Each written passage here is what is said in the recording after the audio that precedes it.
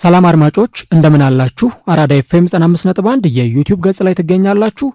ለቻናሉ አዲስ ከሆናችሁ የዩቲዩብ ገጹን ሰብስክራይብ በማድረግና የሮል ምልክቷን በመጫን የቻናላችን ቤተሰቦች እንድትሆኑ የአክብሮት ግብዣችን ነው። ቪዲዮን ደግሞ ስትጀምሩ ላይክ ያደረጋችሁ መጀመራችሁን አስታውሱ።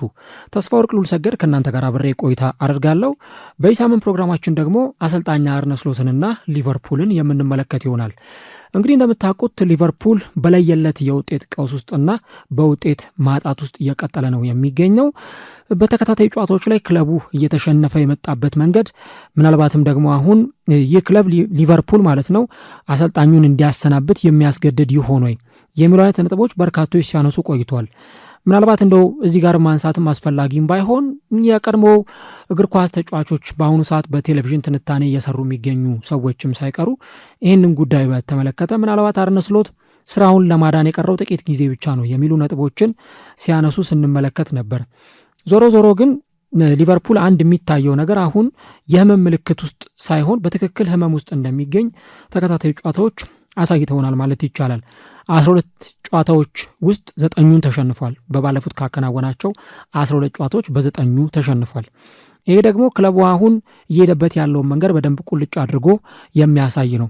ባሳለፍነው ሳምንት ከኖቲንጋም ፎረስት ጋር ክለቡ ተጫውቶ ነበር በሜዳው አንፊልድ።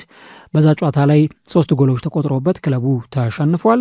ከዛ በኋላ ደግሞ እንደዚሁ በሳምንቱ አጋማሽ በፒኤስቪ 4 ጎሎች ተቆጥሮበት 4-1 በሆነ ውጤት ተሸንፏል እና ሊቨርፑል ከረጅም ጊዜ በኋላ ነው እንደዚህ አይነት ውጤት እያስመዘገበ የሚገኘው። ከመስከረም 1992 በኋላ ነው ሊቨርፑል ለመጀመሪያ ጊዜ በተከታታይ 2 ጨዋታዎች ባክ ቱ ባክ 3 እና ከዛ በላይ ጎሎች የተቆጠሩበት እየተሸነፈ ያለው በ3 ተከታታይ ጨዋታዎች። በማንቸስተር ሲቲ ጨዋታ ላይ 3 ጎል ተቆጥሮበት ነበር፣ በኖቲንግሃም 3 እንዲሁ ደግሞ በፒኤስቪ 4 ጎሎች ተቆጥሮበታል እና ከ1992 በኋላ ለመጀመሪያ ጊዜ ነው ይሄ ታሪክ በሊቨርፑል በኩል እየተመዘገበ የሚገኘው። ከዚህ ባለፈ ሌላም አንድ ነገር መመልከት እንችላለን። ሊቨርፑል በታሪክ መጥፎውን ጊዜ እያሳለፈ ስለመሆኑ እንግዲህ በተከታታይ ጨዋታዎች ላይ ቀደም ሲል እንዳነሳሁት በሰፊ ጎል ልዩነት ነው እየተሸነፈ ያለው በ3ቱም ጨዋታዎች ላይ በማንቸስተር ሲቲም እንዲሁ ደግሞ በኖቲንጋም ፎረስትም አሁን ደግሞ በምናነሳው የፒኤስቪ ጨዋታ ላይ በ3 ጎል ልዩነቶች ነው የተሸነፈው። ይሄ ደግሞ ከታህሳስ 1953 በኋላ ለመጀመሪያ ጊዜ የተመዘገበ ታሪክ ነው። ኦልሞስት የ72 ዓመታት ታሪክን ነው በአሁኑ ሰዓት እያነሳን የምንገኘው እና ይህ ከሆነ በኋላ አሁን ብዙዎቹ የሚያነሱት ጥያቄ አሰልጣኝ አርነ ስሎት እንዴት አድርገው ይህንን ክለብ ከገባበት ችግር ከውጤት ማጣቱ እንዴት አድርገው ሊያወጡት ይችላሉ የሚል ነጥቦችን ያነሳሉ። በእርግጥ አንድ የሚገባኝ በባለፈው ዓመት አንድ ዋንጫ ያሸነፈ ቡድን በእንግሊዝ ፕሪሚየር ሊግ ላይ ውጤት ያመጣ ቡድን ዘንድሮ ላይ እንደዚህ አይነት የውጤት መንኮታኮት የውጤት መውረድ ሲያጋጥመው ምናልባት ለብዙዎቻችን ለመመልከት እንግዳ ነገር ሊሆን ይችላል። አምና በፕሪሚየር ሊጉ ዋንጫ ያነሳ ቡድን ነው። በጣም የተደነቀ የተጨበጨበለት ፐርፎርማንስ ያሳየ ክለብ ነው።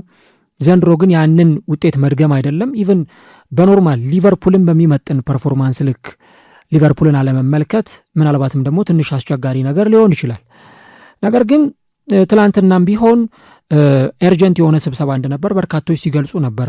የፒኤስቪ ሽንፈት ከተመዘገበ በኋላ በቻምፒዮንስ ሊጉ በማግስቱ የሊቨርፑል አመራሮች ከአሰልጣኝ አርነ ስሎት ጋር ስብሰባ ለማድረግ ተቀምጠው ነበር። ይህንን እንግዲህ ያደረጉበት ትልቁ ምክንያት በተለይም በሊቨርፑል እየተመዘገበ ያለው ውጤት የሆነ መላ ሊበጅለት የሚገባ ነገር ከመሆኑ አንጻር ነው። ስለዚህ ሪቻርድ ሁጅስ እንዲሁም ደግሞ ሚሼል ኤድዋርድስ እነዚህ ሰዎች በሊቨርፑል በኩል ምን አይነት ውጤት እየተመዘገበን ያለው ከሚለው ነገር አንጻር ከአሰልጣኙ አርነ ስሎት ጋር ኤርጀንት የሆኑ ስብሰባዎችን ሲያደርጉ ነበር። ታዲያ ትላንትና ከዌስትሃሙ ጨዋታ አስቀድሞ አሰልጣኙ በጋዜጣዊ መግለጫ ላይ እንደዚህ አይነት ጥያቄዎች ነበሩ ሲቀርቡላቸው የነበረውና ያው መደበኛ ስብሰባ ነው፣ ከዚህ በፊት ከነበረው ስብሰባ የተለየ አልነበረም፣ በቃ ኖርማል ስብሰባ ነው ብለው ቢናገሩም ነገር ግን ትንሽ ጠንከር ያለ ነገር ሊኖር እንደሚችል ለሁላችንም መገመት ያን ያክል አስቸጋሪ አይሆንም። ምክንያቱም አሁን የምንመለከታቸው ውጤቶች የተመዘገቡ ያሉ ውጤቶች ከአሰልጣኙ ቁጥጥር ውጪ እየሆኑ ስለመሆናቸው ፍንጭ የሚሰጡ በርካታ ነገሮችን እየተመለከትን እንገኛለን። ቅድም እንዳነሳሁት በታሪክ እየተመዘገበ ያለው ውጤት በሊቨርፑል ታሪክ በጣም ከረጅም ዓመት በፊት የተመዘገቡ ምናልባትም በሞደርን እግር ኳስ ካየናቸው የሊቨርፑል ደካማ ሲዝኖች መካከል አንዱን እያሳለፈ መሆኑን በግልጽ የሚያስረዱ ሆነው እናገኛለን። ከዚህ ባለፈ ግን አሁን አሰልጣኙ ለዚህ ምን አይነት መፍትሄዎችን ሊወስዱ ይችላሉ? በተደጋጋሚ ጊዜ ስለ ችግሩ ሊወራ ይችላል። ክለቡ እንደዚህ አይነት ውጤት እያስመዘገበ ነው፣ ውጤቱ ደግሞ ጥሩ አይደለም፣ ከዛ በኋላ አሰልጣኙ የመባረር ስጋት ሊኖርባቸው ይችላል። እንደዚህ አይነት ነጥቦች መነሳታቸው አይቀርም። ግን የሊቨርፑልን አሁን ያለውን ውጤት ለማስተካከል አሰልጣኙ ምን አይነት ነገሮችን ሊከተሉ ይችላሉ ነው። ምናልባት ካሉት ችግሮች መካከል 2-3ቱን እንኳን ብንጠቅስ፣ ለምሳሌ በክለቡ የመከላከል መዋቅሩ ትክክል አይደለም። ኢብራሂማ ኮናቴ ከጨዋታ ስህተቱን፣ ክፍተቱን፣ ሚስቴኮቹን ነው እያሳየን ያለው። የፒኤስቪ ጨዋታ ላይ የተቆጠረበትን የሊቨርፑል ላይ የተቆጠረውን 3ኛውን ጎል ብንመለከት በጣም ግልጽ በሆነ ሁኔታ የተሳሳተውን ኳስ እንዴት ወደ ግብነት ሲቀየር እንደነበር አይተናል። ምናልባት አንድ በሊቨርፑል ደረጃ የሚጫወት የመሃል ተከላካይ በእንደዚህ አይነት ሁኔታ ለመከላከል ሲቸገር መመልከት ምናልባት ሊቨርፑል ይህንን ተጫዋች በማን ሊተካው ይችላል የሚሉ አይነት አማራጮችን እንዲያስቀምጥ የሚያስገድድ ጉዳይ መሆኑ አይቀርም። ቫንዳይክ ከእድሜ መግፋት ጋር ተያይዞ ጥያቄ የሚነሳበት ተጫዋች ነው። ክለቡ ሚሎስ ኬርኬዥን አስፈርሟል። ግን አብዛኞቹ ጎሎችም ሲቆጠሩ የምናየው በሚሎስ ኬርኬዥ ቦታ ላይ ነው። ቦርንመዝ የምናውቀውን ሚሎስ ኬርኬዥን አይደለም አሁን በሊቨርፑል እየተመለከትን የምንገኘው። ከዛ ደግሞ የቀኙ መስመር አሁን አሰልጣኙ ፍሪምፖንግ ተጎድቷል። ከትሬንት አሌክዛንደር አርኖልድ መውጣት በኋላ ይህንን ሚና የሚወጣ ተጫዋች ክለቡ እያገኘ አይደለም። ኮነር ብራድሊ ጉዳት ላይ ነው። ከዛ ደግሞ ሌላ አንድ በጣም በትልቅ ደረጃ መነሳት የሚችለው ዶሚኒክ ሶቦዝላይ ነው። እዚህ ቦታ ላይ በተደጋጋሚ ጊዜ አሰልጣኙ እያጫወቱ የሚገኙ ያውም ደግሞ ተጫዋቹ ያለ ተፈጥሯዊ ቦታው ያለ ተፈጥሯዊ ፖዚሽኑ እዚህ ቦታ ላይ በተደጋጋሚ ጊዜ ሲጫወት እያየ እንገኛለን።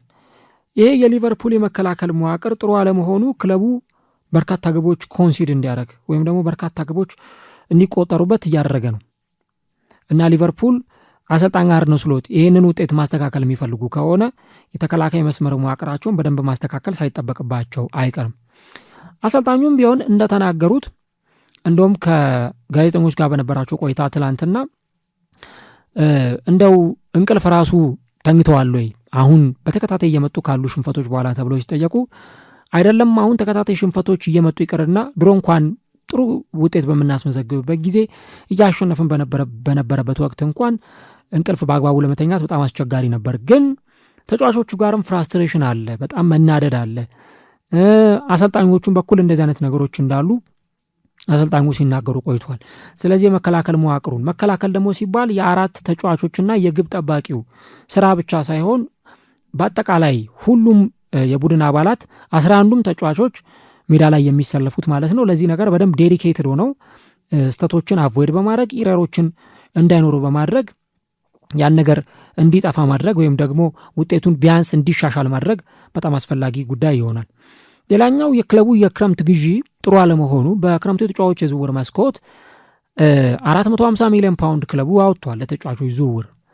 ጆቫኒ ሊዮኒ እንዲሁ ደግሞ በአጥቂ መስመር ላይ የሚጫወቱት ሁለቱ ተጫዋቾች ኡጎ ኤኪቲኬና አሌክዛንደር ኢሳቅ፣ ፍሎሪያን ቬትስ እነዚህን ሁሉ ተጫዋቾች ክለቡ አስፈርሟል። ፍሪምፖንግን ጨምሮ 450 ሚሊዮን ፓውንድ ገደማ ለተጫዋቾች ዝውውር ኢንቨስት አድርጓል። ግን ከፈረሙት አዳዲስ ተጫዋቾች ውስጥ ምን ያክሎቹ ናቸው አሁን በሚፈለገው ልክ ፐርፎርም እያደረጉ የሚገኙት የክለቡ ስታንዳርድ በሚፈልገው ልክ እየተጫወቱ የሚገኙት ምን ያክሎቹ ናቸው ብለን ስንል ጥያቄ ምልክት ውስጥ የሚገቡ በጣም ብዙ ተጫዋቾች አሉ። ኢቨን አሌክዛንደር ኢሳቅ ፕሪሚየር ሊግ ውስጥ ሲጫወት የምናውቀው ተጫዋችን ቢሆን አሁን ግን ኳስና መረብን ለማገናኘት እንኳን የተቸገረ ነው። አንድ ጎል ብቻ ነው ማስቆጠር የቻለው፣ እሱንም ደግሞ ከሳውዛምፕተን ጋር በተደረገው የካራቦ ካፕ ጨዋታ ላይ ነው። ከዛ ውጭ ግን በፕሪሚየር ሊግ እስካሁን ጎል ለማስቆጠር እንደተቸገረ ነው። የነ ፍሪምፖንግ የፊትነስ ጥያቄ አለ። ፍሎሪያን ቬትስ ትክክለኛውን ፐርፎርማንስ እያየን አይደለም የምንገኘው እና እነዚህ ሁሉ ነገሮች አሁን ክለቡ ላለበት ውጤት ምናልባትም ደግሞ እንደ ምክንያት ተደርገው የሚቀመጡ ነገሮች ሊሆኑ ይችላሉ። ምናልባት አሁን በበጋ ተጫዋቾች የዝውውር መስኮት ሊቨርፑል ተጫዋቾችን ያስፈርማሉ ወይ? እኔ እንጃ፣ በጣም አስቸጋሪ ይሆናል። ምክንያቱም በባለፈው የዝውውር መስኮት 450 ሚሊዮን ፓውንድ ለተጫዋቾች ዝውውር ያወጣ ክለብ አሁን ብዙም ሳይቸገር ለተጫዋቾች ዝውውር ተጫዋች ለማስፈረም ገንዘብ ያወጣሉ ወይ ብለን ብንል የፔሳር ህግ አለ፣ የፋይናንሻል ፌር ፕሌይ ህግ አለ። እነዚህን ህጎች የመጣስ ዕድላቸው በጣም ሰፊ ይሆናል። አሁን በበጋው የተጫዋቾች የዝውውር መስኮት ተጫዋች የሚያስፈርሙ ከሆነ ፕላስ ደግሞ ገበያው ራሱ ኮምፈርታብል አይደለም። የጥር ተጫዋቾች የዝውውር መስኮት ሲመጣ ተጫዋቾችን ለመሸጥ የሚመች አይነት ጊዜ አይደለም። ክለቦችም ደፍሮ ሚድ ሲዝን ላይ ተጫዋቾችን አይሸጡም። ስለዚህ እነዚህ ሁኔታዎችን አንድ ላይ ስነደማምራቸው የተጫዋቾች ዝውውር ላይ ሊቨርፑሎች ያመጧቸው ተጫዋቾች በተገቢ ሁኔታ ፐርፎርም አለማድረጋቸው፣ የክለቡ የመከላከል መዋቅር ጥሩ አለመሆኑ፣ ኢቭን ጎል እንኳን ሲቆጠርበት በፊት ሊቨርፑል ጎል ያስቆጥራል የሚባለውን ነገር አሁን እየተመለከትን አይደለም። እንደውም አሰልጣኙ አርነ ስሎት ትላንትና አንድ ጥያቄ ቀርቦላቸው ነበረ። በሶስት ጨዋታዎች ላይ ያለፉትን 3 ጨዋታዎች ቀደም ሲል የጠቀስኳቸውን ማለት ነው ሊቨርፑል የተመዘገበበት ኤክስፔክትድ ጎል እና ያስመዘገበው ኤክስፔክትድ ጎል ተቀራራቢ ነው። ኤክስፔክትድ ጎል ስንል መቆጠር የሚገባቸው የጎል መጠኖች ማለት ነው። ኤክስፔክትድ ጎል አጌነስት ስንል ደግሞ ሊቆጠርባቸው ይችላሉ ተብሎ የሚጠበቁ ኳሶችን ነው እና ሊቨርፑል ወደ 6.59 አካባቢ ኤክስፔክትድ ጎል አስመዝግቧል በሶስቱ ጨዋታዎች በአጠቃላይ ድምር ኢንአቬሬጅ በአንድ ጨዋታ 2.5 ኤክስፔክትድ ጎል ወይም 2 ኤክስፔክትድ ጎል እንደማለት ነው። ነገር ግን ደግሞ በሶስቱ ጨዋታዎች 5.32 ኤክስፔክትድ ጎል ተመዝግቦበታል እና አሰልጣኙ ሲጠየቁ ኤክስጂ ብዙም ያለውን ነገር በደንብ ያብራራል፣ ሙሉ ምስል ይሰጣል ብዬ አላምንም። ምክንያቱም ለምሳሌ በማንቸስተር ሲቲ ጨዋታ ላይ በሁለተኛው አጋማሽ የተሻልን ነበርን።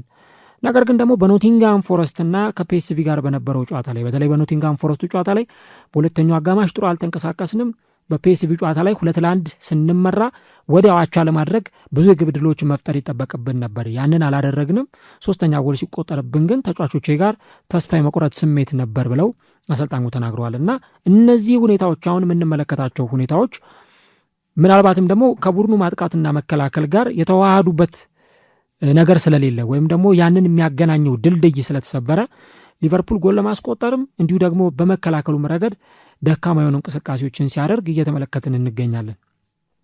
በእርግጥ እኔ አንድ መናገር የሚያስፈልገው ነገር በሊቨርፑል የውድድር ዓመት ውስጥ እና አሁን ክለቡ እየተጓዘ ባለበት መንገድ ስንመለከት ምናልባት ይሄ ሊቨርፑል ቶሎ አሰልጣኝ የሚያሰናብት ቡድን አይደለም። ለረጅም ጊዜ ከአንድ አሰልጣኝ ጋር የመቆየት ባህል ያለው ክለብ ነው እና ግን አሁን እንደው አርነ ስሎት ይሰናበቱ ቢባል ማንን ነው ይሄ ቡድን ወደ አሰልጣኝነት አንድን ሰው ሊያመጣ የሚችለው? አርነ ስሎት ከወጡ በኋላ በአርነ ስሎት ወንበር ላይ መቀመጥ የሚችል ፊት ማድረግ የሚችል አሰልጣኝ ወይ?